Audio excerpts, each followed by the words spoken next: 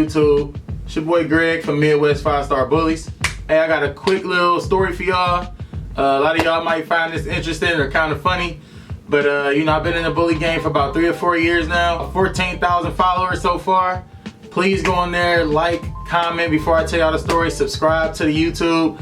I'm gonna try to get y'all some stories or just some updates with the kennel as much as possible.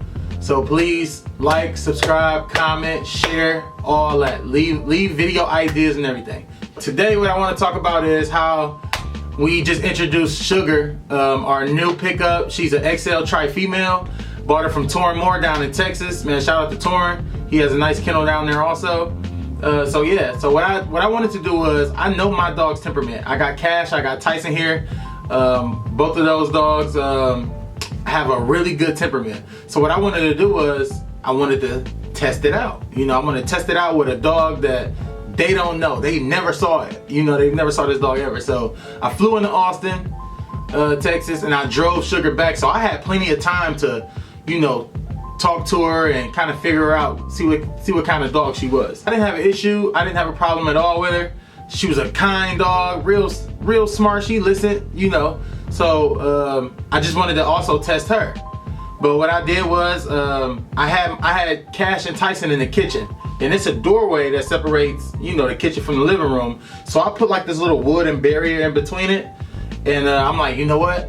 I'm gonna just walk Sugar straight through the living room and just have them meet in between this barrier and see what they do. So that's what I did. You know, I put her on a leash, I walked her straight in. Cash and Tyson, they put their heads like over the barrier to try to smell and see who it was. And listen, Sugar sound like a Corvette. Like, it was the most meanest, darkest growl I ever heard. I just want to say, you know, can we all get along? Can we get along? You know, she was basically just saying like, whoa, these dogs are first off way too big. I don't want no smoke. I'm never gonna do that. I'm like, oh, you know. Like, you know what? I need a plan. Like, I need to figure out how I'm gonna, you know, get these dogs to like at least be able to interact. You know, I don't have like acres of land right now to just keep them separated. So I'm like, yeah, y'all got to get along, at least for the time being, right? So I was like, look, this is what I'm gonna do. I'm gonna put Sugar in the cage, in the left cage. I got 2 cages in my garage. I put Sugar in the left side, and I put Tyson in the right. Literally this close. So it's like, you know, they're gonna be around each other all day. So what I did was just, I fed them, I took them out, you know, like one at a time, and I basically just kept them there for maybe like 2 days. You know, just giving them food, water, talking to them, giving them treats. And so I'm thinking like, they're gonna be like, oh, you're not that bad after all. I mean, literally like this close.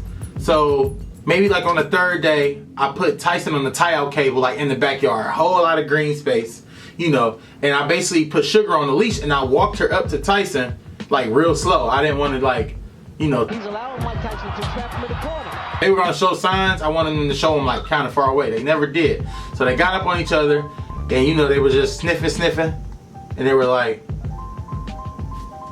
you know, start playing. Boy, if you don't, good, that's a good sign. So I let them do that for maybe like 10 minutes. I never let her off the leash though, because I'm like, you know, these dogs are too strong to be playing, you know, without that control. The same thing with Cash. I switched them out. So I put Tyson back in the house. I put Cash in there for like maybe 2 days. And then the same thing happened. You know, I took her out, put Cash on the tie-out cable, put her on the leash, and they started playing. Now those are 2 females. You know, so I was like really kind of, you know, really like taking my time with that, because I didn't want them. Oh my God. And then maybe like a day later, I put all of them together. You know, I let them all hang out, kept Sugar on the leash, and then they were all fine. They were all fine. So I don't know how you guys, you know, bring new additions to your kennels, or you know, if you already have a dog at home, you getting another one, a full grown one, or a lot of people say they just walk them together. You know, a lot of people just say they, you know, just, I don't know.